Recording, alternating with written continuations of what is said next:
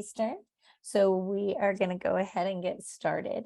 And we just want to thank you for being here. I'm Dr. Carol Salva, and I am joined by Sherry Liptak, who is helping on the back end. Hi, Sherry. And Larry Ferlazzo. Larry, would you mind introducing one of our speakers, please? He may have had to mute because of puppy dog things, I think he said. So I'm going to go answer the door. I'm going to go ahead and get started. So we are extremely honored to have with us today Dr. Jenna Echeverria and Dr. Katie Topple, who are both SIOP authors and are going to be sharing today about what you're seeing here, the science of reading and multilingual learners, integrating structured literacy and language. All of us are so excited to hear more about this important topic. So she probably needs no introduction, but Dr. Jenna Echeverria is a professor emerita at California State University, Long Beach. She's the founding researcher and creator of the SIOP model. Dr. Echeverria has published widely on effective instruction for multilingual learners, including those with learning disabilities. And Hi, Carol. I'm back. I'm sorry. I had to deal with my dog. I'd be happy to introduce Katie. I'd love for you too. I wanted to say thank you to both. Okay, sorry about that. You're great. But from a personal perspective, we know that Dr. Echeverria's work has paved the way for so many of us who are consultants. We wouldn't be here if it wasn't for them. So I just want to say a personal thank you to her and to all the work that they have done. So I'll let you introduce Dr. Katie Topple. And I want to second what you just said about Jenna. She's done some amazing stuff over the years. Dr. Katie Topple is a K-5 language development specialist who supports multilingual learners through co-planning, co-teaching, and small group instruction. Dr. Topple is the newest member, and I'm sorry, is it Topple? Is that Topple? Sorry. Is the newest member of the SIOP author team, co-author of Do It Yourself PD, a guide to self-directed learning for educators of multilingual learners, and a co-founder of the MLL Chat Book Club on Twitter, which I think is an extraordinary professional development opportunity. I mean, I have gotten so much out of reading the books and participating in the chat, and I would encourage everybody to do it. And I think, correct me if I'm wrong, isn't your book the next book in the chat? It is starting tomorrow. Great. So I would encourage everybody to participate.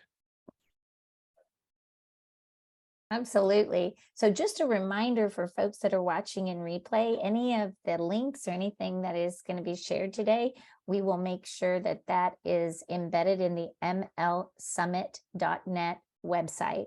This video will stream in replay there after about 2 days. You should be able to direct folks and watch it again in replay from mlsummit.net, and links will be included there. We'll go ahead and hand it over to our esteemed presenters. Thank you. Thanks so much, Carol and Larry. Katie and I are really delighted to be here with this group of really experienced, dedicated educators. And I'd just like to ask Katie to say hi. Hello, everyone.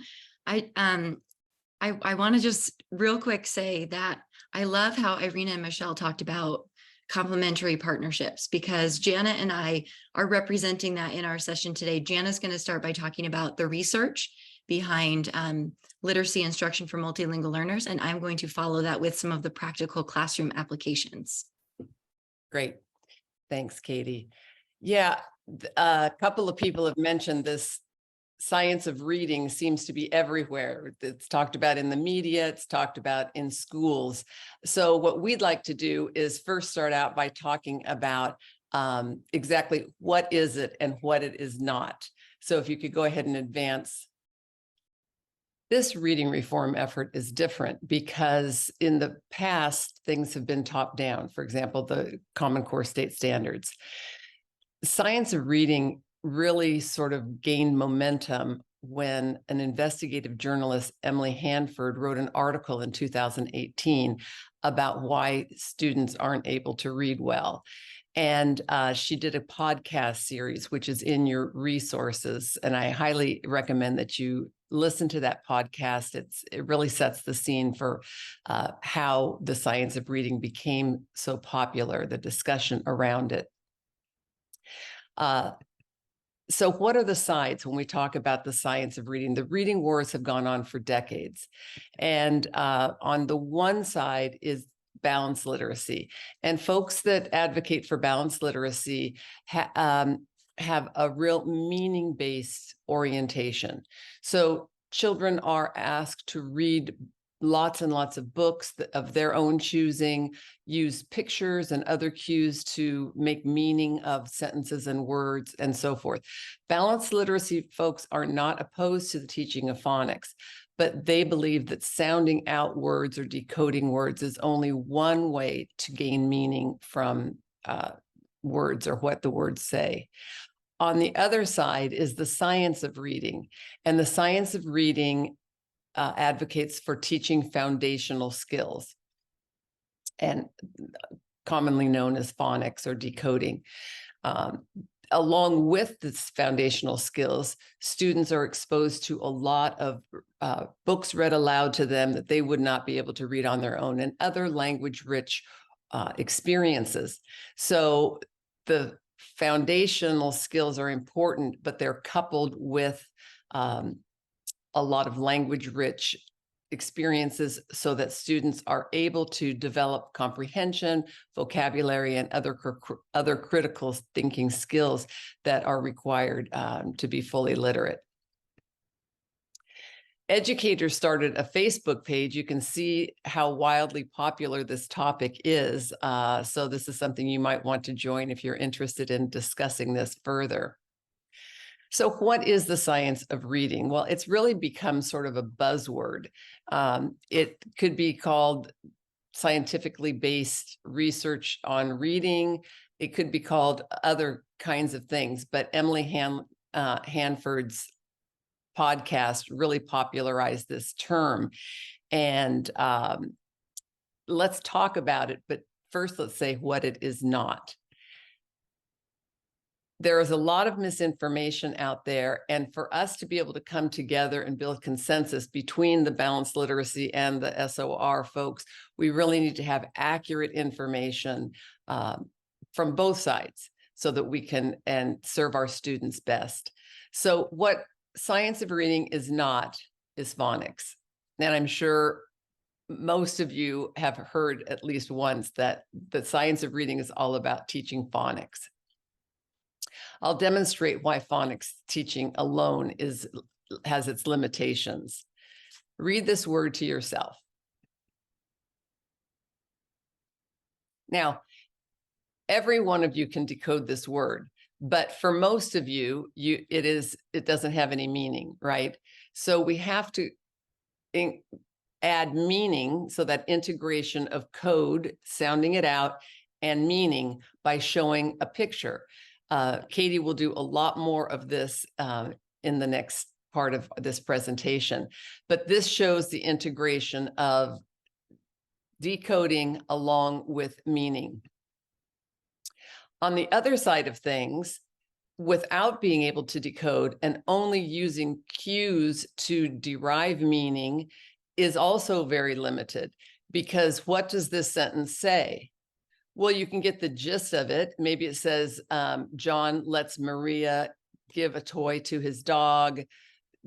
They are playing with the dog. There are many different possibilities, but it's not good enough for kids to just get the gist of what something means. They need to be able to decode and get meaning from each specific word. So this final word, S-I-N-N, means dog. And so now with their meaning attached to it, then they would be able to decode it in the future. So we've established that it's misinformation to say it's only phonics.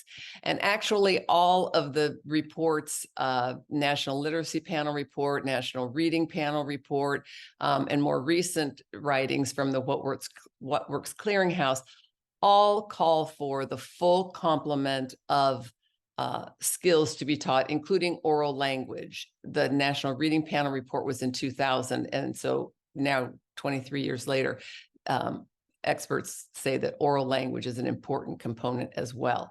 So it's not just about phonics. In fact, Tim Shanahan, who has a fantastic blog on reading that you might want to look up, says, I know of no one who uses the term science of reading to exclude research on vocabulary, reading comprehension, domain knowledge, or oral language, no matter how narrowly they may be using the term in a specific instance. So it's misinformation to say that it's only phonics.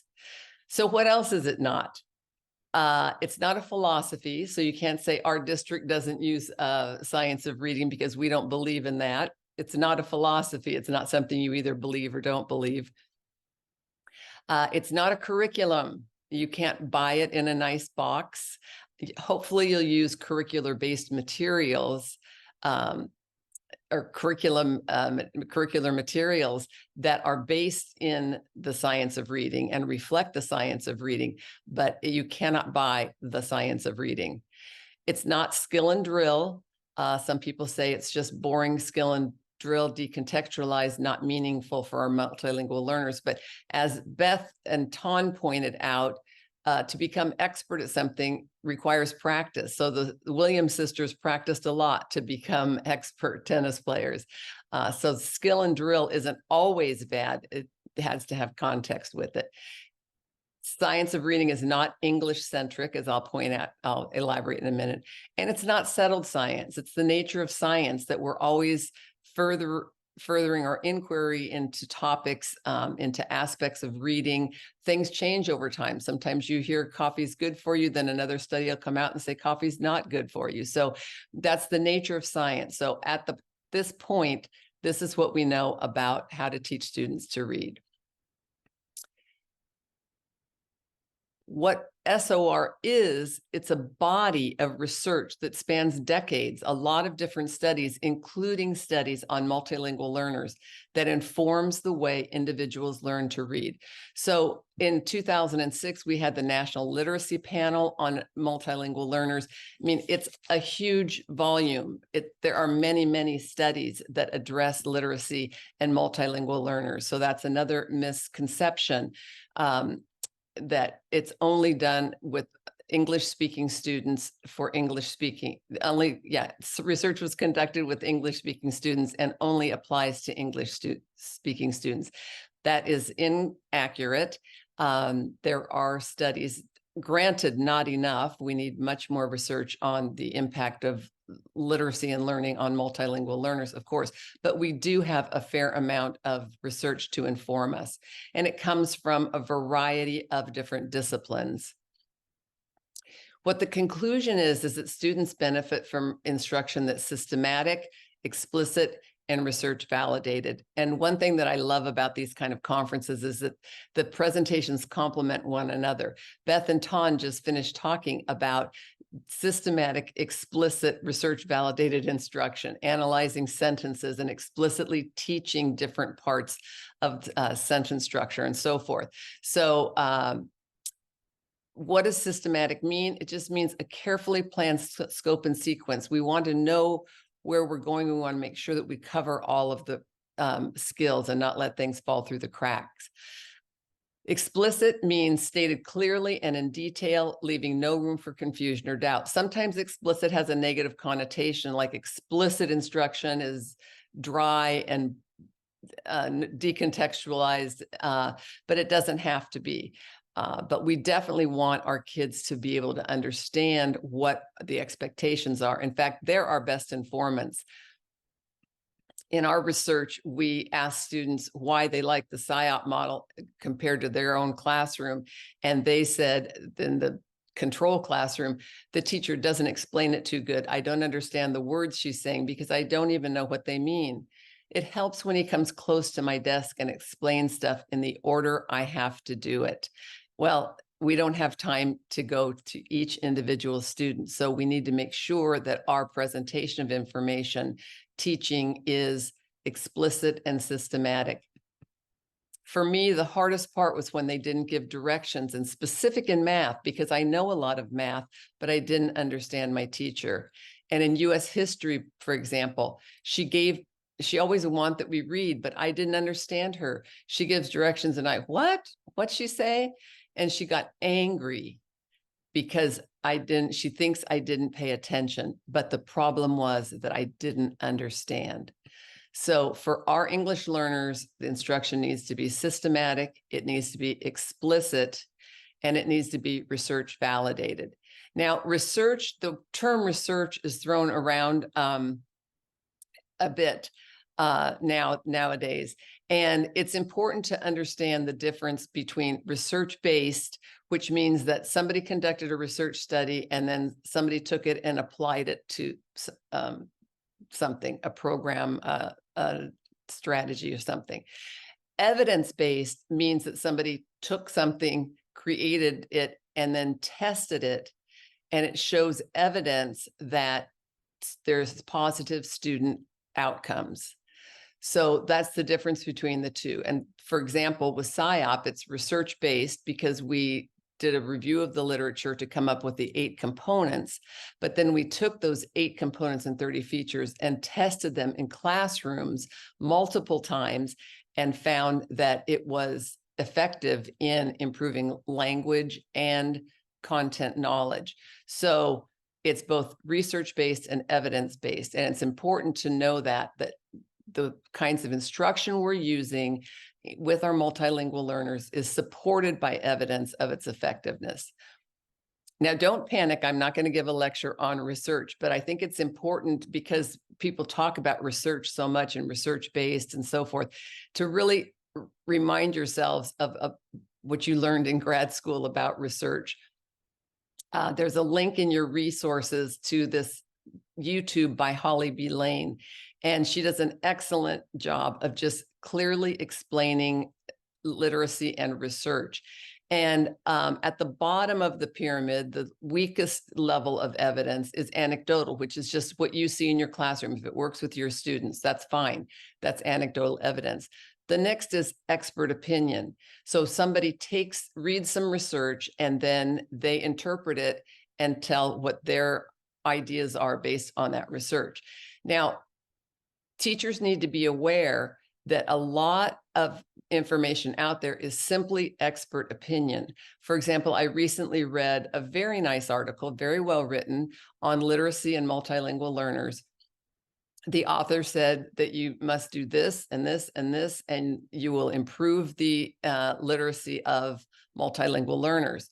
Well, the problem is there was no references whatsoever. So that means that it wasn't even research-based, because when a statement was made, there was no study cited as to that was actually had some evidence. It was just this person's opinion that if you do thus and such, it will result in improved performance on our English learners or our multilingual learners. So I just want to put that out there for teachers to be aware that much of the information you're given, because you don't have time to do all of the research, read research. So it's really the studies above this red line, the experimental, quasi-experimental studies that are valid, that really show evidence of improved performance.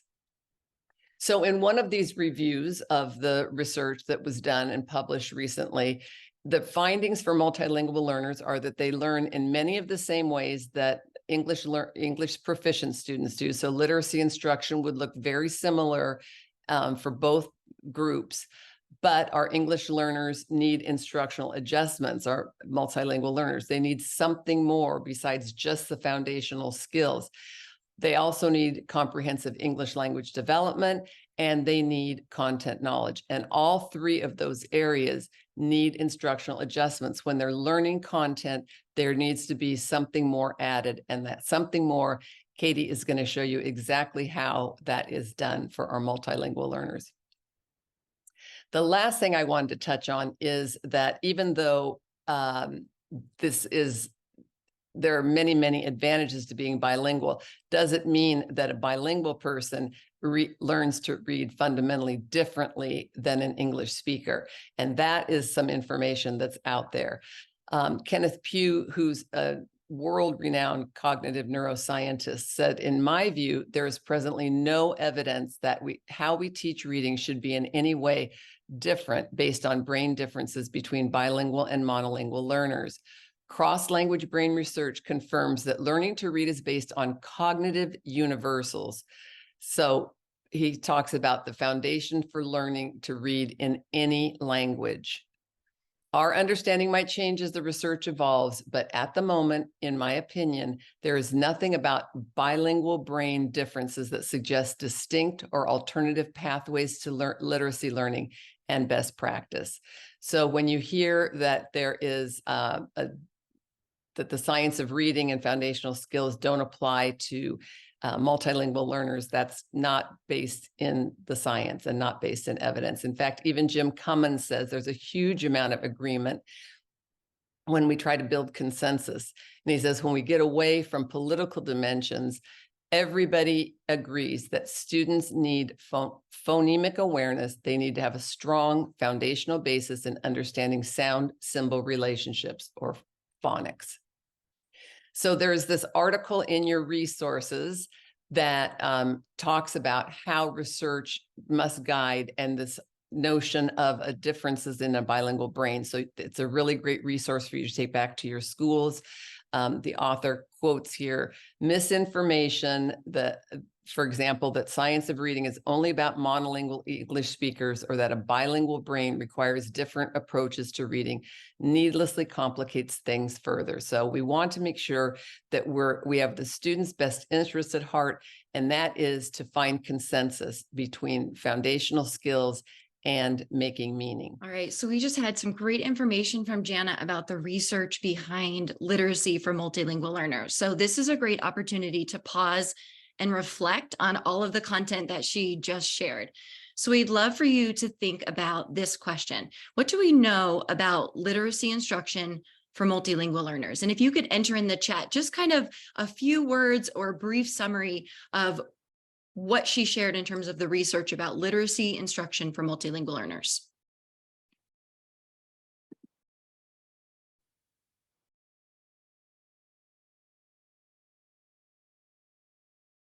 So I'm seeing ELLs require instructional adjustments. It's not fundamentally different, explicit instruction.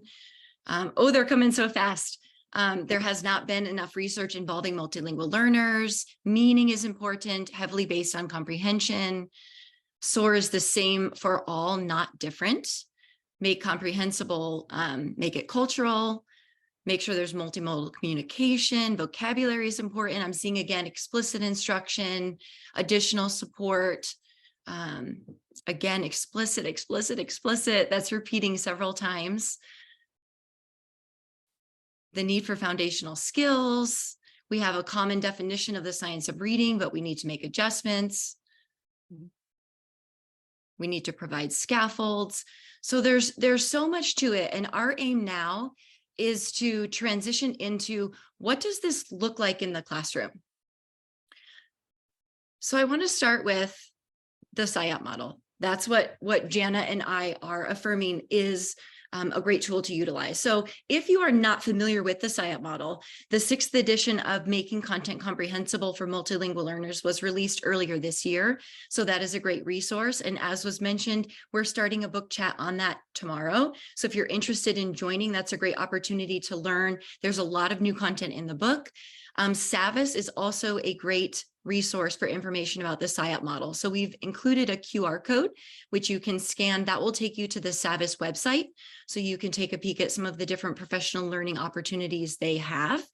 And I believe Sherry's going to put those links into the chat too, so that you can get a direct link to purchase the book if you're interested, and also a link to the SAVIS website. So Jana shared a lot of great research, and the way I would summarize it is, we know that there are essential components for teaching literacy, and we know that for multilingual learners, we need something more. We need to attend to the fact that students are simultaneously learning to read and learning the language that they're learning to read in. And that's an additional ask. And so the question becomes, what are the adjustments that we need to make in order to provide effective literacy instruction for multilingual learners? And what we're saying is that we take these essential components, phonological awareness, phonics and word recognition, academic vocabulary, fluency, comprehension, and oral language is there, but it's often forgotten. It's essential, but it's often forgotten. So I wanted to make sure to put that in a different color to make sure that that is part of what we are including. And we're mashing that with the SIOP model. So on the left, we have these essential components. When I started teaching, we called these the big five, and that was the essential pieces that you needed to know about literacy instruction. I would add oral language as an official sixth one. And on the right, we have the different components from the SIOP model. So our goal today is to illustrate what happens when we do a mashup, what happens when we use those components of literacy instruction and add those best practices for multilingual learners to provide literacy instruction that will be effective. This is a wonderful book that talks about the science of reading and research-based instruction for multilingual learners. And I wanted to highlight this particular quote from the author. She says, "Building children's oral language and vocabulary skills is critical to their reading development. Those skills lay the foundation for them to understand individual words and connected texts. Though we often think about oral language and vocabulary as exclusively a part of comprehension work, they undergird all reading experiences, and we must consider how to support them throughout foundational skills." So Jana talked about the importance of practice, and we often use small group instruction as an opportunity to identify what areas do they need more practice in, and then provide additional instruction for them to practice. And so our hope is that oral language becomes part of all of the elements of practice. So rather than being on the bottom, we are offering a different way to situate where it is in relation to those skills, because oral language should accompany all of those different areas of literacy instruction. And that's what we're going to show today with some different ideas and strategies of what it can look like in the classroom with real students, because these are activities that I use with my students. So just to again give context, there's some layers that we're thinking about here. The bottom layer is explicit, systematic, cumulative literacy instruction, tier 1 for all students. And that is the first layer, but that's not the layer that we're going to talk about today. But I don't want to imply that the ideas and activities that I'm going to talk about are the entirety of literacy instruction. There is a foundation of that explicit, systematic, cumulative instruction, on top of which we're adding effective lessons plans using SIOP and connecting to content, with always an explicit focus on oral language instruction and oral language practice throughout everything. So I always laugh about phonemic awareness, because as someone who is hearing impaired, I really struggle with this. I have sat in many a classroom with kindergarten students on the rug, trying to be an adult modeling the correct activities. And I have a hard time distinguishing individual phonemes and sounds, particularly final sounds. So I thought to myself, if I'm an adult who is a teacher and I understand these concepts very well, and I have a hard time engaging in the activities because I just don't quite hear all the sounds, what does it feel like for a 5-year-old multilingual learner who is not yet familiar with the words being used? And so I started to think about different ways that we could enhance, I like to use that word, phonemic awareness practice, so that it's connected to content and provides students opportunities to better understand the tasks, but also opportunities to practice the language and the content. So some little things that I've done are adding pictures so that the words are comprehensible to them. Like the one on the left is a beaver's lodge, so that instead of just hearing lodge, which might be a word they don't know, they see a picture of it. I always use words that are connected to what students are learning about in small group practice, because it's important for them to have repeated exposure to those vocabulary words. So these activities could be done with words like cat and dog and fun and things that are just familiar words, but they also can be done with content words. And again, that gives students repeated exposure to the vocabulary. And we know, as Dr. McGrath said earlier, it can take up to 12 exposures. For multilingual learners, it's often more. I always ask students to orally use words in context, or I model that. I might say, remember we talked about beavers and their homes? The beaver's home is called a lodge. My turn, lodge, your turn. Let's think of the sounds we hear in lodge, and I might model it, lodge, or I might start handing it over to the students once we practiced and have them tell me the sounds.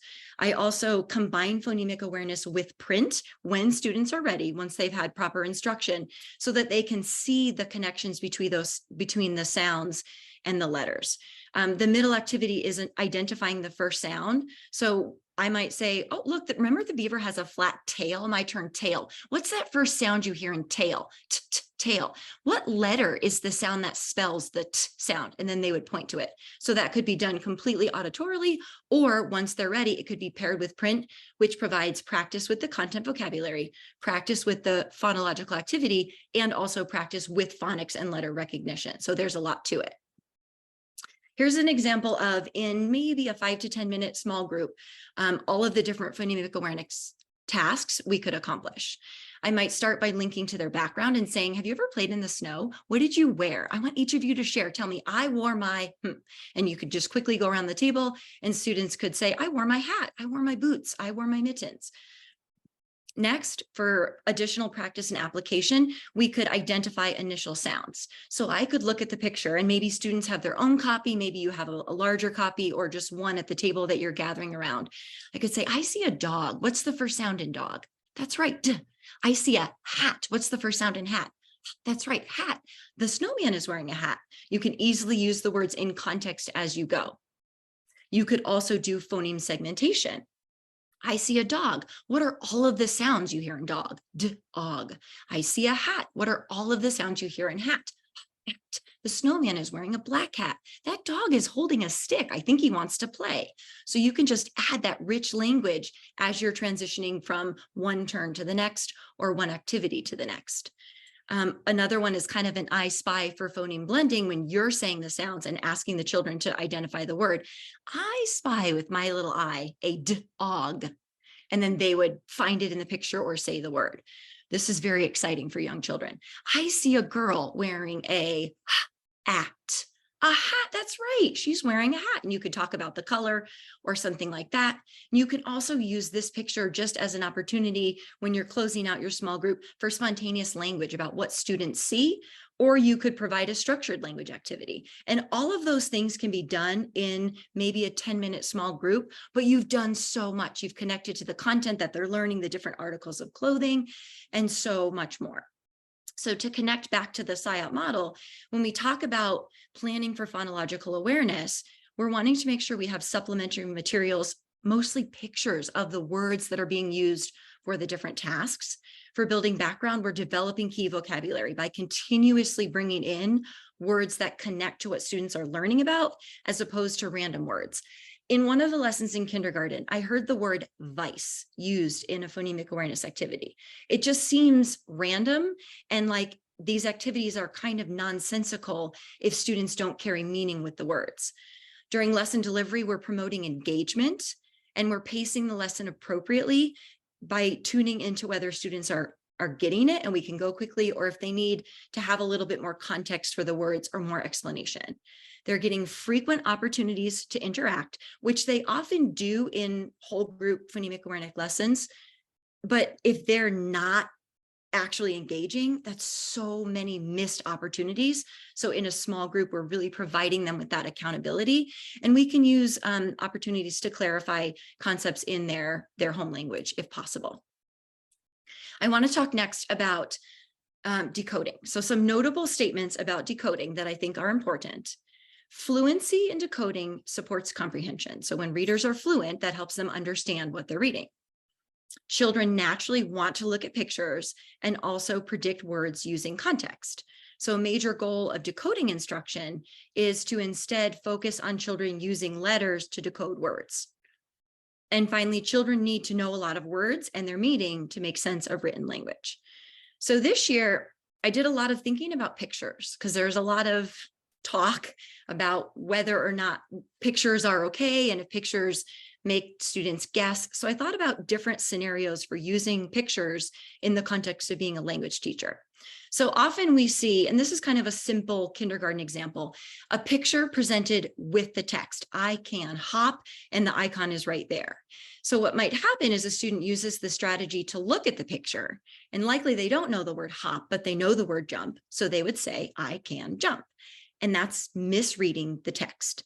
It accurately represents what the picture shows, but if we're focusing on decoding, there is an error there. So another alternative is to present the text first so that the student is relying on the text and then show the picture. So that gives them the opportunity to focus on the text and decode, but then also the opportunity to learn a new word if they were not familiar with that word. They might learn hop, they might learn that hop is similar to jump, and that gives them an opportunity to learn language. The third is kind of the lens I use as a language teacher of using an image instead of a keyword. And in this instance, I'm really focusing on vocabulary. So I'm providing students with opportunities to decode words that they should be able to decode given their phonics instruction. But I'm leaving blank so that they can bring in their vocabulary knowledge and supply the word themselves. So in this instance, a student might say, I can jump, which could be correct. Or they might say, I can hop, which also could be correct, but I can hear the difference in which word they know and which word they don't know. So these are different approaches, and we use them strategically for different purposes. Something we've started to do this year is give students a preview of words that are in their little decodable books. So rather than just dive into the text, we show them slides that look like this. B-A-G. Blend it, bag. And then it reveals the picture. And then the teacher says, oh, there's so many things I can put in my bag. I could put groceries in my bag. I could put toys in my bag. What could you put in your bag? And it gives them contextualized language around these words so that then when they read the words in the text, they've seen a visual and they have an understanding. Another way is to provide the vocabulary approach. So here's a few example sentences we used when we were learning about weather and appropriate clothing. If it is sunny, then she could see with and the students would pick one of the three, sunglasses. If it is rainy, then he could get his rain boots. It was cloudy, so I got my umbrella. If it is cold, then I could get my hat. So a key learning I had this year was don't repeat the same sentence over and over because children tend to just memorize it and then they're not actually decoding. So we've intentionally altered the sentence a little bit each time and challenge them to really tune into what the words say rather than just repeating the same thing. Like I can get my hat, I can get my boots, I can get my mittens. It's more of a challenge. And if you'll notice, the sentence structure is complex. It's a cause and effect sentence, and it shifts every time so that it's rich language. And students can also utilize different words. They could say if it is rainy or if it is raining, either one. But if I were to put that word raining in print, they wouldn't have the ability to decode it yet. And they might say rainy, even though the print said raining. So the use of pictures strategically means that they're supplying their vocabulary rather than misreading words. When it comes to some older students, my third graders have kind of a phonics spelling pattern of the week, and they get a batch of words that utilize that pattern. And I realized these words are also vocabulary words for them. They're words that maybe are not familiar. So the first thing I did was write down the list of words and add visuals. So they can match the word to the visual to show that they know it, or they can learn the meaning of the word by having somebody else show what it is. Like the word blouse, that's not really a frequent word. Students didn't know that. So we point out, oh, that's the woman's shirt, that's a blouse. We address words that have multiple meanings. We have students engage in oral language practice using these phonics words in context, and specifically have them practice complex and compound sentences as our specific language objective. So they are getting practice decoding those words with that special phonics pattern, but they're also getting practice with using words in context and more complex sentences. Like the woman got a new blouse, so she wore it to work the next day. or the woman found a blouse on sale, so she was happy. So things like that, but just extending them out and stretching them. And that also gives you a peek at their background knowledge.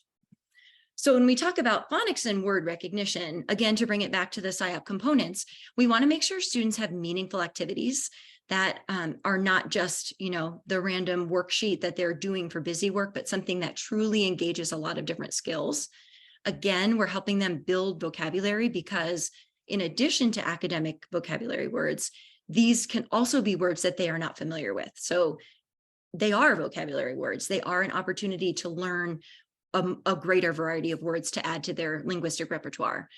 We're using a variety of techniques and giving students hands-on practice and opportunities to swirl. So you might have words and picture cards that they have to match up. You might give them activities to do with a partner. You might give them opportunities to say the words and then write the words, different things like that, so that they're not just using a picture and trying to label the word or something pretty simple when they don't necessarily know what that word is. The next part we want to talk about is vocabulary instruction. And this is something, I'm like the vocabulary lady at my school. One key thing I learned is teach the vocabulary root word by itself, not with an ending, but then also show examples of the word with different endings. So I might teach the word accomplish, that's the base word or the root word, but I want to also show that I can add different endings and it could become accomplishing or accomplished.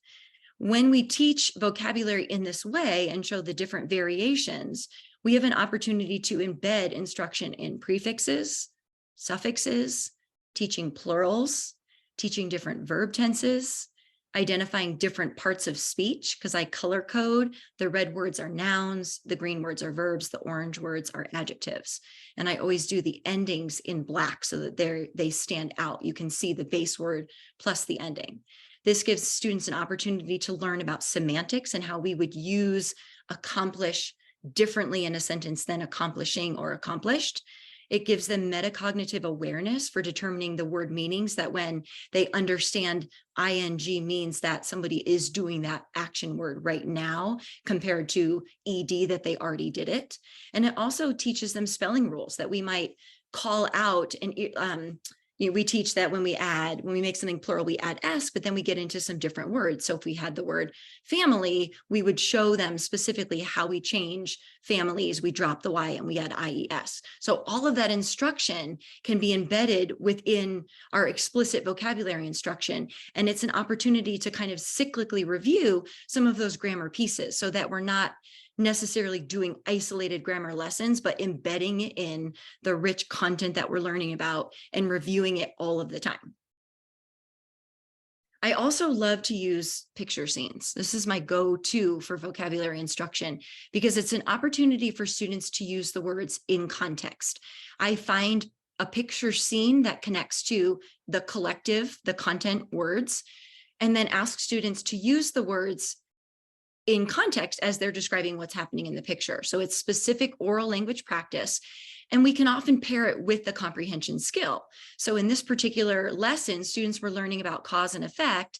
And so the language objective was use one or more of the vocabulary words to describe what's happening in the picture, but use a cause and effect sentence. So they might say something like, when the scientist does an experiment, he has to wear special gloves and goggles.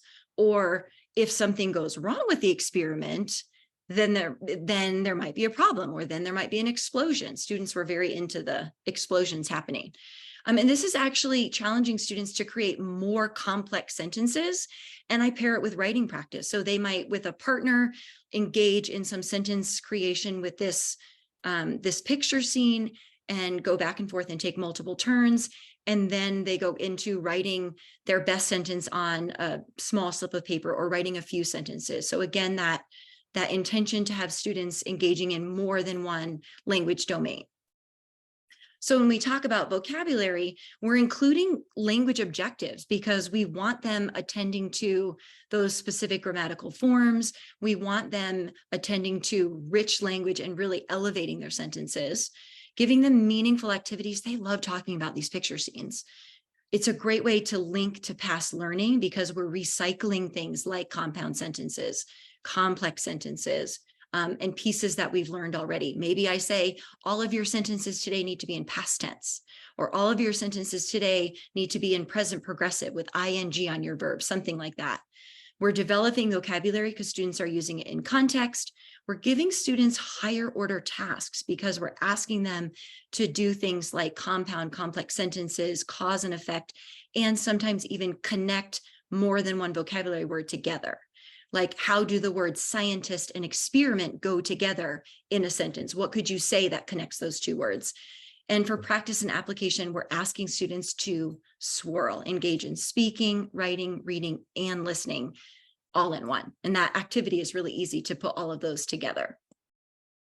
So I want to give a quick glimpse, real fast, an example from kindergarten of what it looks like when kind of on the broader level, a lesson or a series of lessons integrates language and literacy. And this is where we look to the SIOP model with all of the components and features to figure out how we can weave these different elements together. So in the whole group instruction, we were learning about beavers. We read some different nonfiction texts and teachers showed videos of what beavers do. They're very busy. So what are they doing? And we introduced some explicit vocabulary words that connect to beavers: task, busy, move, effort, using gestures for those words and giving students opportunities to use them in context. We created this can have our chart with images that I had kind of pre-gathered that connected to the facts in the books that we presented, so that when the teacher, we were co-teaching, when the teacher was reading one of the books, I was adding the pictures to the chart, and students had opportunities for structured oral language practice with the chart. Whole group, we read together. Beavers can build lodges. Beavers can chomp trees. Beavers can pull sticks. Beavers have orange teeth. Beavers have clear eyelashes. And it was kind of a my turn, your turn. But then students also did it with structured partners. And we followed that up with them writing sentences with the same sentence structure. I can tell about beavers. This says beavers can chomp trees. Beavers have orange teeth, and beavers are good swimmers. So that's an example of kindergarten writing late in the year. In small group, when I was targeting instruction for what different students needed, I did a lot of practice with first sound, isolating the first sound with a student who was not quite getting that skill yet, but it gave us that chance to talk about the different words: beaver, grass, stick, log, things like that. And he would point out the letters, which for him was really important, that he was not quite there yet. And so it was practice that he needed. We did phoneme segmentation. So I said teeth, they repeated teeth, and we did the sounds t, e, emphasizing that sound. The next one, tail, t, a, o. And these were words that they would then immediately use in their oral sentences and their writing. We practiced that same can have our chart, because in my small group, they were popping out answers left and right, and maybe they felt more reserved in the classroom. So it's a great opportunity for what's now familiar: repetition, repetition, repetition. We did oral language practice with pictures of beavers being busy and asking, what are they doing? So students could describe with spontaneous language. We repeated the same sentence frames: beavers can, beavers have, beavers are.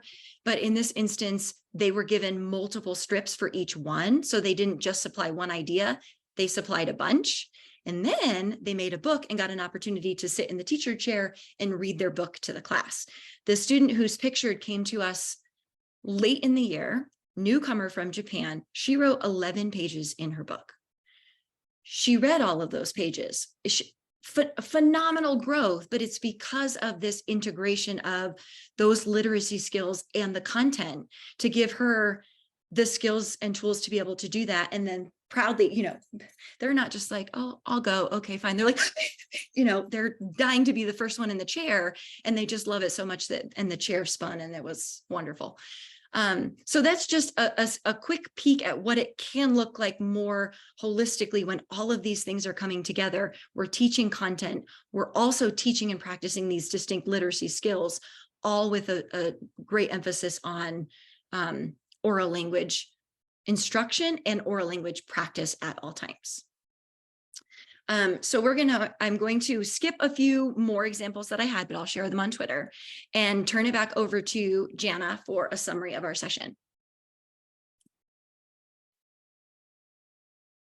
Wow, thank you, Katie. I think everyone is so impressed with all of those great ideas.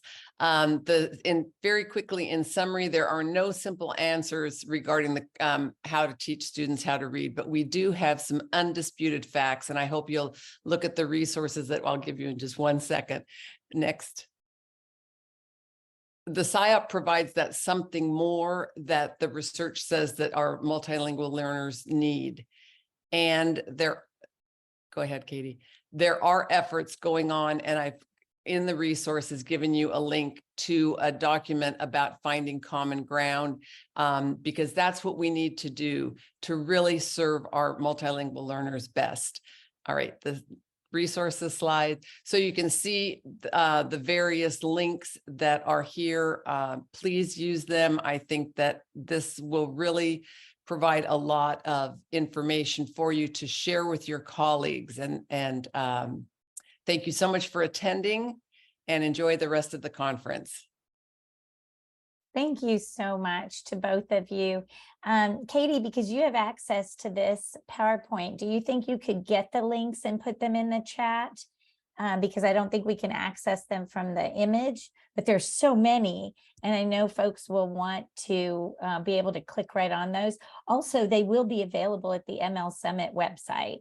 When this presentation is in replay, all of these links in these resources that they're generously sharing with us will be clickable on the ML Summit website.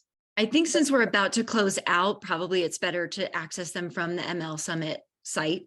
Because by the time it would take me to put them in, I feel like we're going to have to move on to Valentina and Natalia's session. Yes, absolutely. So you can take a picture of these if you want right now, so that you can see what you're looking for later, and they will definitely be on the ML Summit website. You could probably Google a lot of these and get them, but we'll make sure you have access to them. These were such a great presentation. Thank you for making this clarity of how we can help them have that something more, not just like you said, random and without context. Larry, what are your takeaways from this amazing session?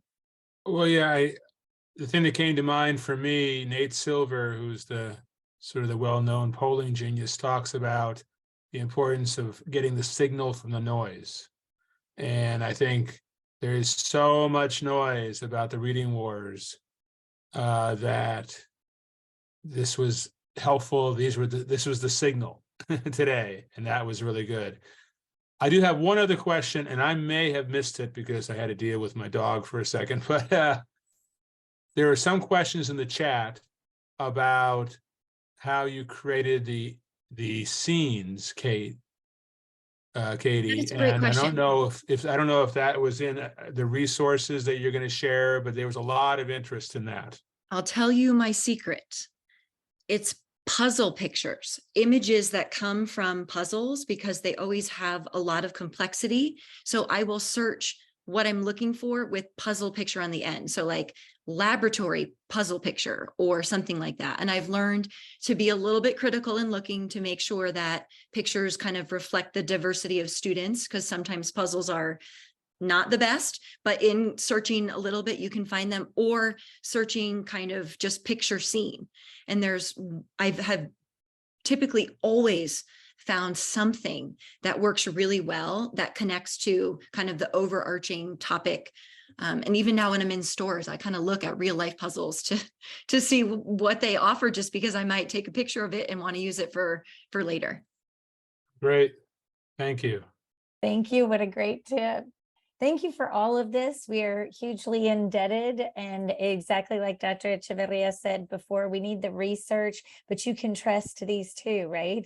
These are the SIOP authors themselves here, and so we know where to go when we need what to believe. So thank you so much. We will be going over to the